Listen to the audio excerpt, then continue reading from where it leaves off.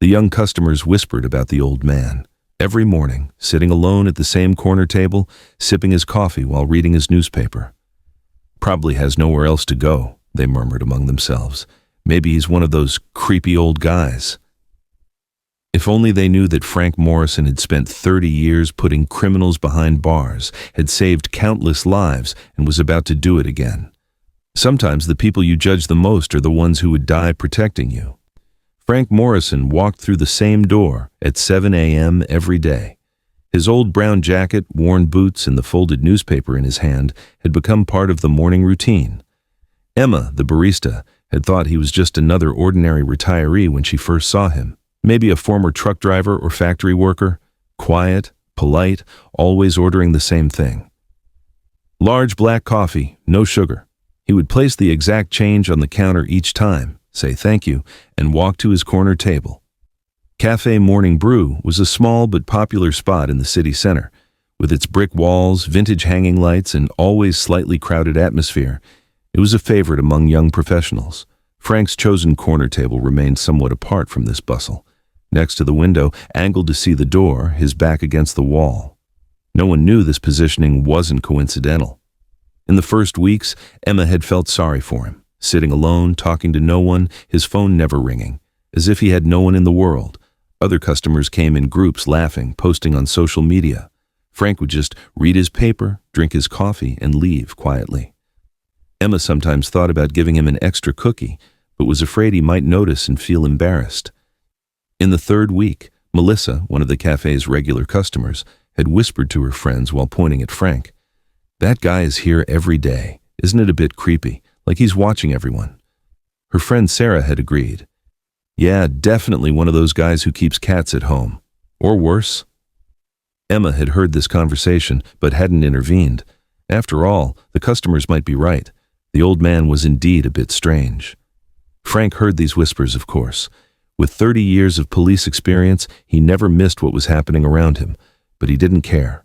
Throughout his life, he had faced much heavier accusations. Criminals' families had threatened him, lawyers had tried to defame his character, even some colleagues thought he was too harsh. Compared to those, the young people's gossip was nothing. Actually, Frank was one of those types who couldn't stay home after retirement. His wife Helen had passed away 2 years ago, and his children lived in other cities. The big house felt too quiet to him. That's why he preferred to go out and be among people. His choice of Cafe Morning Brew wasn't really about location. This was in his old district, one of the streets he had patrolled for years, one of the places he still wanted to keep an eye on.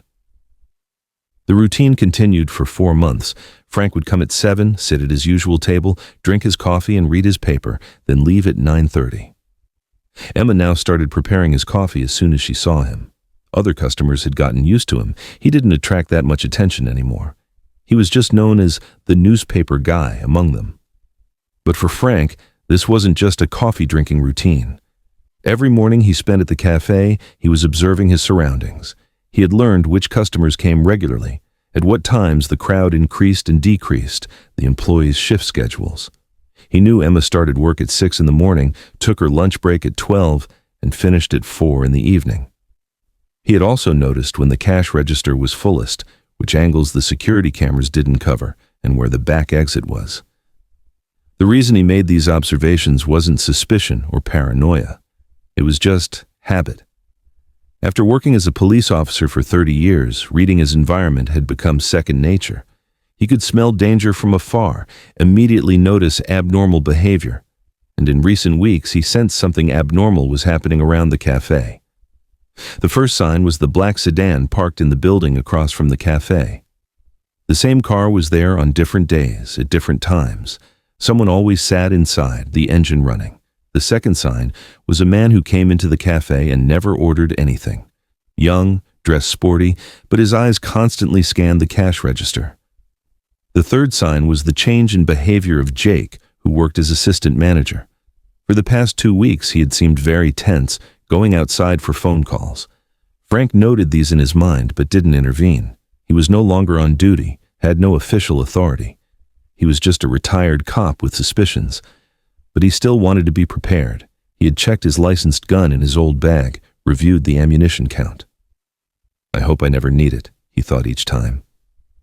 That Thursday morning, he had come at 7 as usual. Emma had prepared his coffee, greeted him with a smile, saying, "Good morning, Mr. Morrison." Frank had politely responded, left the money, and gone to his table. He had opened his newspaper and was reading the sports pages when he heard the door opening. 2 men entered. Both wore black hooded sweatshirts and dark jeans. Half their faces were covered with masks. Frank watched them with his peripheral vision without lifting his head from the newspaper. The men's body language was aggressive, their steps hurried. Their hands were buried in their pockets, avoiding eye contact. Emma was working at the espresso machine with her back turned. There were 3 customers inside: Frank, a woman working on her laptop, and a young man talking on the phone. None of them had noticed what was happening at the door yet. As Frank folded his newspaper, the situation quickly changed. One of the men shouted, "Hands up!" and pointed the gun he pulled from under his jacket at Emma. The milk frother in Emma's hand fell to the floor, clattering. The woman at the laptop screamed. The young man on the phone froze. The second man headed to the cash register, his other hand also in his pocket, probably armed. "Open the register, now! Move!" he was shouting at Emma. The girl was shaking, hands raised, eyes wide open, trying to turn toward the register. Frank slowly placed his newspaper on the table. He wasn't making sudden movements to avoid drawing the men's attention, but adrenaline was starting to flood his body. 30 years of reflexes were kicking in. He was quickly planning in his mind.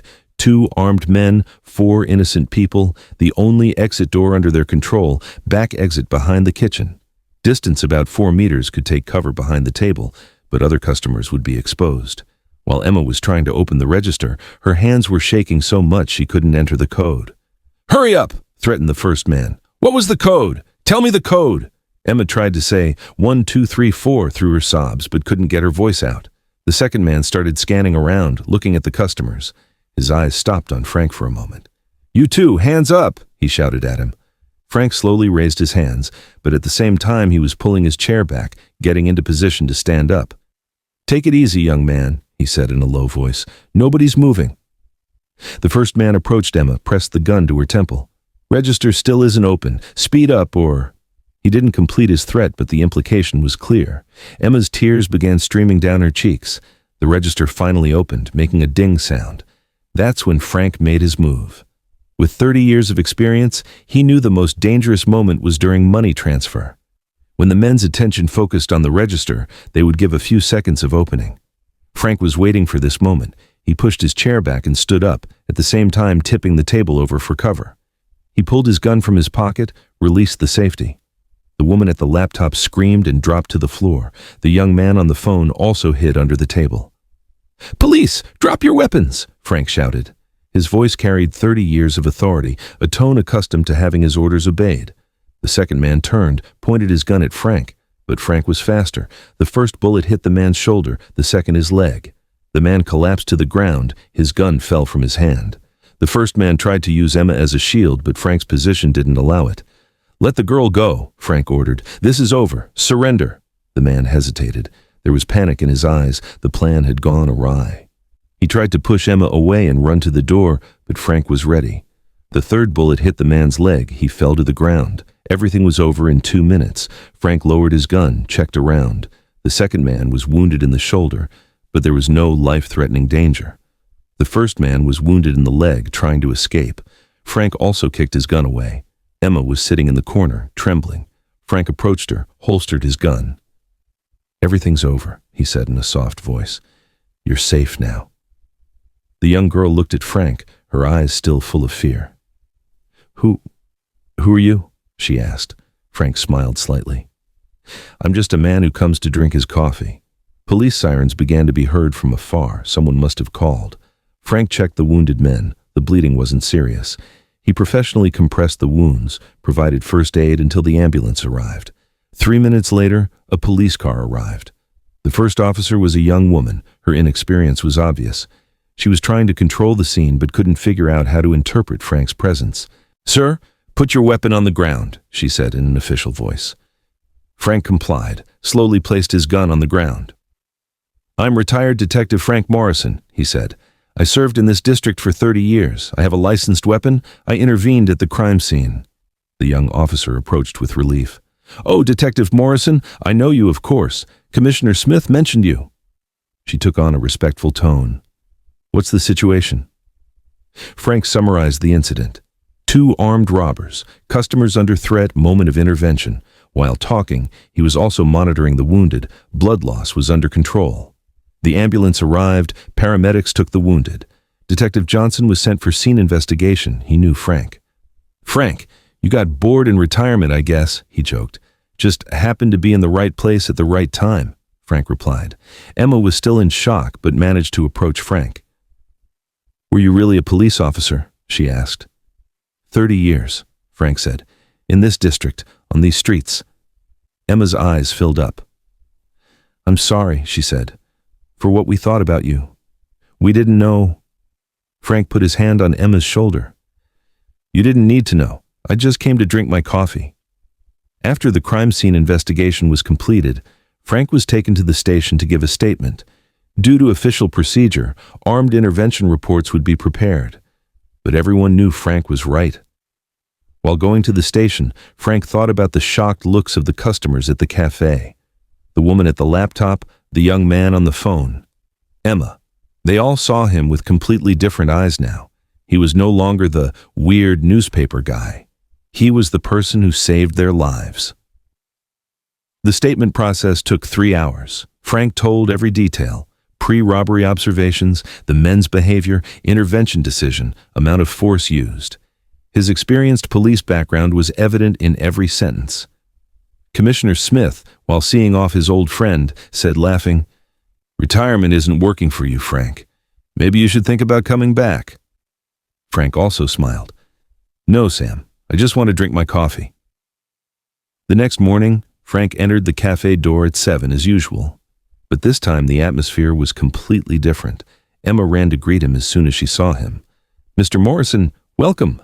Other customers in the cafe also turned to look. No one was whispering anymore. Some stood up, bowed their heads respectfully. The woman at the laptop, who he learned was named Lisa, came over to him. "I couldn't sleep last night," she said. "I don't know what would have happened if you weren't there. Thank you." Frank responded with the same humble attitude. "It was my duty. It always will be." He got his coffee, sat at the same corner table, opened his newspaper, looked at the sports pages.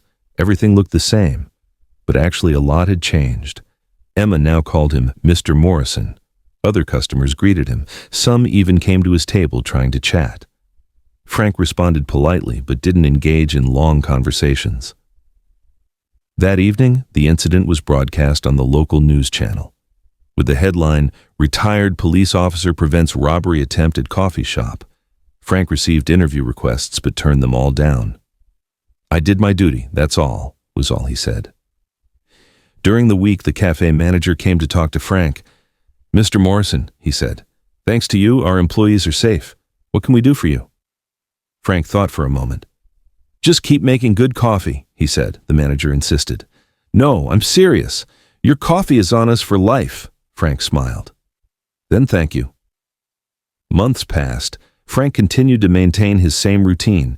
He would come every morning at 7, drink his coffee, read his newspaper, leave at 9:30. But he was no longer just a customer. He was the cafe's protector.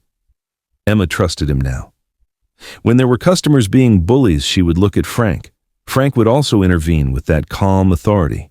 He never made a sound, just stood up, went to the men. That was enough. One day Emma asked him, "Are you never afraid? That day when you faced those armed men?" Frank took a sip from his coffee. "Fear's normal," he said, "but you learn that duty is more important than fear." "But what if you're not a police officer anymore?" Frank folded his newspaper, looked at Emma. "Once a cop, always a cop. You don't need to have a badge." After this conversation, Emma understood that Frank wasn't just a retired police officer. He was also the silent protector of their neighborhood, the man who ensured people slept safely. Frank Morrison continued to sit at the same corner table from that day on. He read his newspaper, drank his coffee, but no one judged him anymore, because sometimes the people you judge the most are the ones who would risk dying for you. And some heroes, even if they leave their badges at home, their hearts always stay on duty.